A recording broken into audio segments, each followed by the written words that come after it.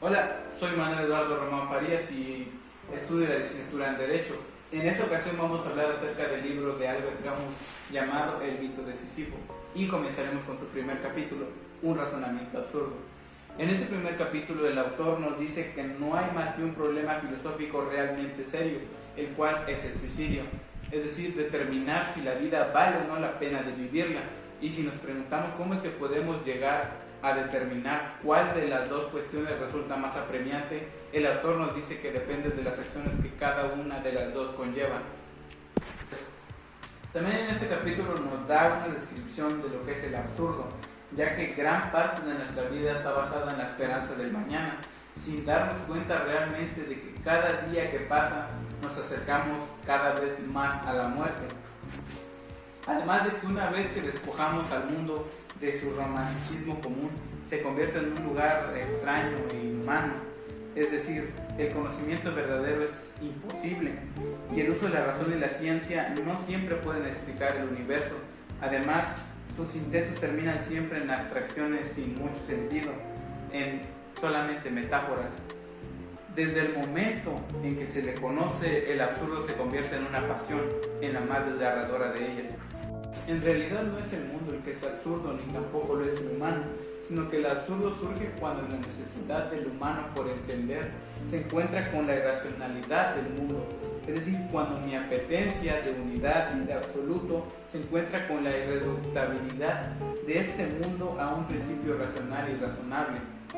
Después citas ciertos pensamientos filosóficos que describen e intentan lidiar con el sentimiento del absurdo, de autores como Heidegger, Jaspers o Chestov, entre varios otros. Aunque al parecer de Camus todos estos autores cometen un suicidio filosófico al llegar a conclusiones que contradicen la posición original del absurdo, ya sea elevando la razón o con algún dios abstracto. El segundo capítulo, El hombre absurdo, nos pregunta ¿cómo debería de vivir el hombre absurdo? Claramente las reglas de la ética quedan descartadas, ya que éstas suponen la existencia de un poder divino. La honradez no necesita reglas, todo está permitido, etc. Después Camus nos da ejemplos de personas con vidas absurdas. Comienza con Don Juan, el seductor que vive al máximo su vida amorosa. No hay más amor generoso que el que se sabe al mismo tiempo pasajero y singular. El siguiente ejemplo es el actor, que representa vidas efímeras para fama también efímera. Lo que demuestra es hasta qué punto el parecer hace al ser. El tercer ejemplo es el del conquistador, el guerrero que renuncia a todas las promesas de eternidad para ocuparse por completo de la historia humana. Capítulo tercero, la creación absurda. En este capítulo Camus explora al creador o artista absurdo, ya que la explicación es imposible. El arte absurdo está restringido a la descripción de las diversas experiencias del mundo. Si el mundo fuese claro, no existiría el arte. La creación absurda, por supuesto, también se debe abstener de juzgar e incluso de aludir a la menor muestra de esperanza. Capítulo cuarto, el mito de Sísifo. En este capítulo Camus esboza el mito de Sísifo, quien desafió a los dioses y como castigo estos lo obligaron a subir una roca hasta lo más alto de una montaña desde donde la roca cae, solamente para que Sísifo tenga que bajar otra vez hasta la parte más baja de la montaña y volver a subir la roca, así una y otra vez por toda la eternidad. Camus ve en Sísifo al héroe absurdo que vive su vida al máximo, odia la muerte y es condenado a una tarea inútil. Camus presenta la incesante e inútil tarea de Sísifo como una metáfora de la vida moderna, con el trabajo fútil en fábricas y oficinas. Camus presenta la que considera la cuestión fundamental de la filosofía, juzgar si la vida vale o no la pena de ser vivida. Responder afirmativamente a esta pregunta implica la existencia de ciertas ideas o ilusiones que, como razones, justifican nuestra vida aportándole un sentido así. La vida vale la pena ser vivida cuando poseemos unas razones que justifican su sentido, permitiéndonos vivir conforme a estos. Sin embargo, cuando el individuo no logra encontrar dichas razones, se produce un momento de crisis absoluta que trae consigo una pérdida de fuerzas. y con la pérdida del sentido se produce un distanciamiento entre el hombre y el mundo. Aquí es donde el sentimiento del absurdo hace su aparición. Los puestos sobre lo que es el absurdo nos dice que es el conflicto cuyos dos polos son principalmente el individuo en su anhelo constante por aprender el mundo por completo y por otro lado el mundo, el cual nunca se dejará atrapar ya que supera en todas direcciones las potencias cognitivas humanas. Se trata en el fondo del conflicto entre lo objetivo y lo subjetivo.